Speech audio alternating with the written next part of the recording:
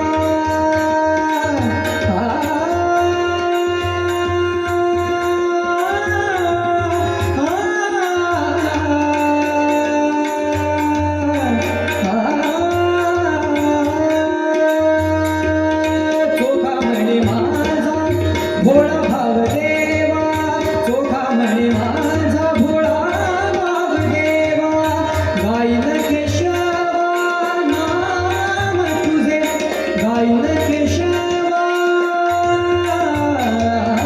गाईन केशवा नाम तुझे नाम तुझे नाम तुझे आम्हा नकळे ज्ञान आम्हा नकळे ज्ञान आम्हा नकळे ज्ञान नकळे पुराण वेदांचे वचन नकळे आम्हा नकळे ज्ञान आम्हा नकळे ज्ञान आम्हा नकळे ज्ञान.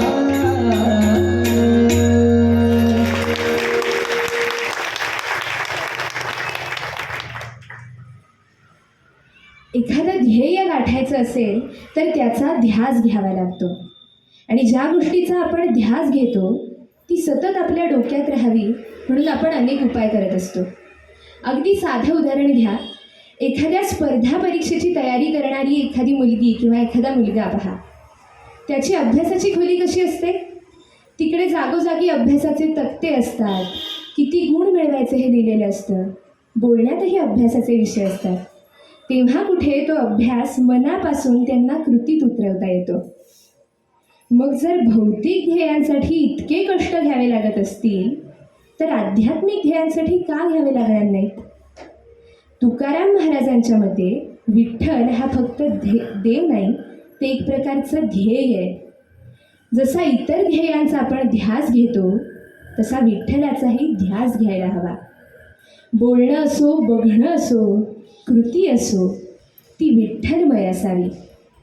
मगच होते ध्येयपूर्ती, मुक्ती.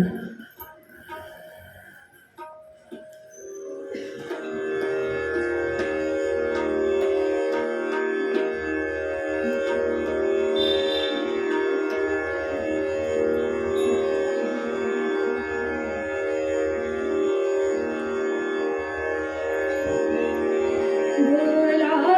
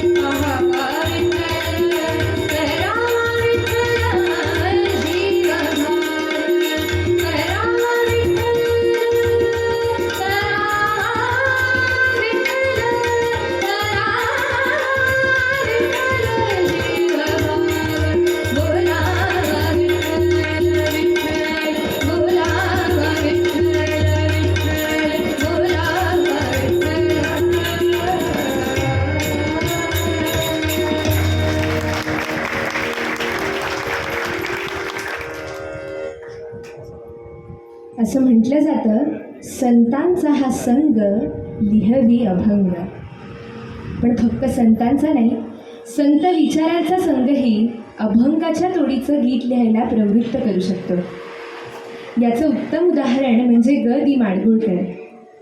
गुळाचा गणपती या चित्रपटासाठी त्यांनी इंद्रायणी काठी हा अभंग लिहिला. तो संत काव्याशी इतका मिळता जुळता आहे की तो एक पारंपरिक अभंग म्हणूनच जणू प्रसिद्ध आहे. अगदी HMV कंपनीच्या रेकॉर्डवर सुद्धा तो पारंपरिक अभंग म्हणूनच प्रसिद्ध होता. इतकी समरूपता नक्की आली तरी कुठून? याचं उत्तर स्वतः गदिमांनीच दिलंय.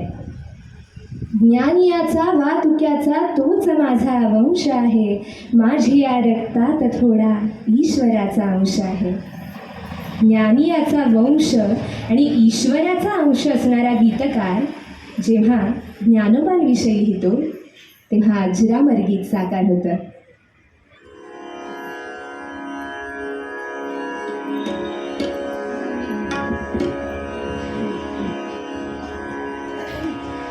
इंद्रायणी काठी, इंद्रायणी काठी, इंद्रायणी काठी, इंद्रायणी काठी, देवाची आळंदी, इंद्रायणी काठी, देवाची आळंदी, लागली समाधी, लागली समाधी, ज्ञानेशाची हो ज्ञानेशाची, इंद्रायणी काठी, इंद्रायणी काठी.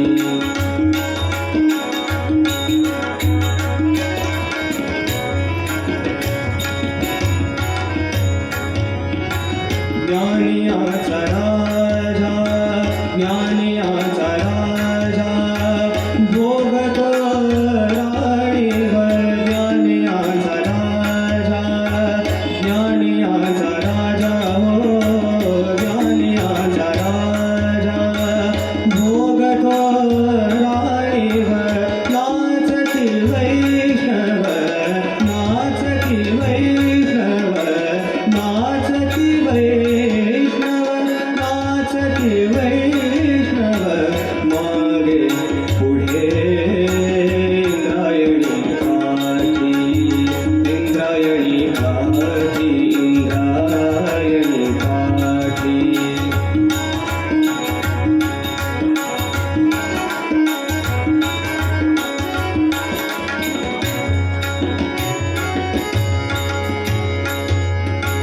मागे पुढे घाटे ज्ञानाचा उजेड, मागे पुढे घाटे, मागे पुढे घाटे.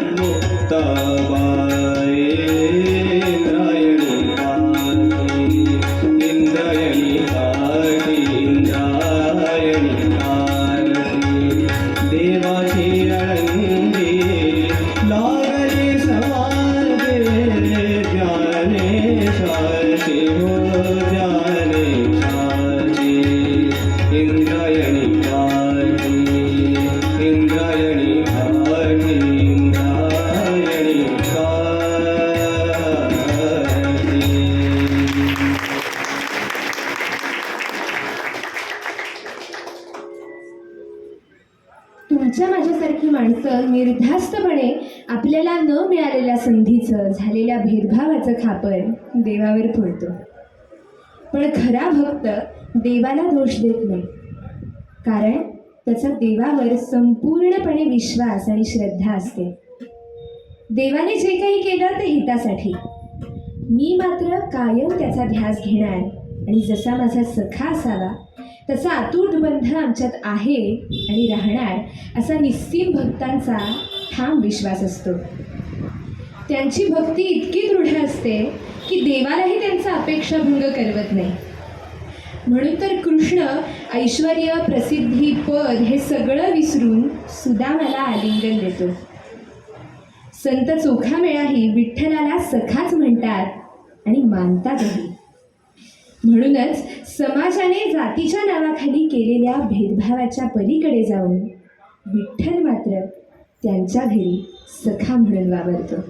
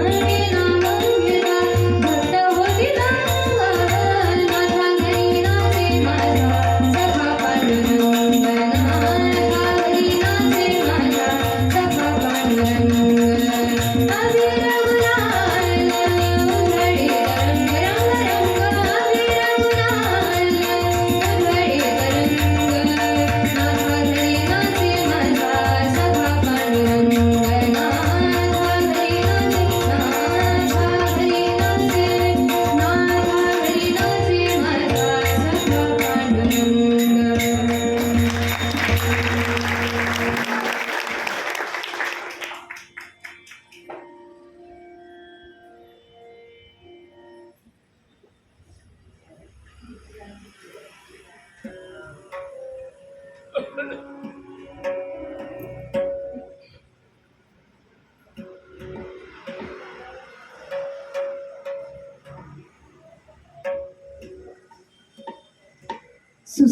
सदा घडो या सुभाषितात म्हटलंय, सदंघ्री कमळी पडो मुरळीता हटाले अडो. सज्जनांच्या चरणी मन रमू दे आणि तिथून जराही विचलित झालं तरी फिरून तिथेच येऊ दे. अगदी हाच विचार गोविंदरावांनीही त्यांच्या गीतात अतिशय सुंदर मांडलाय.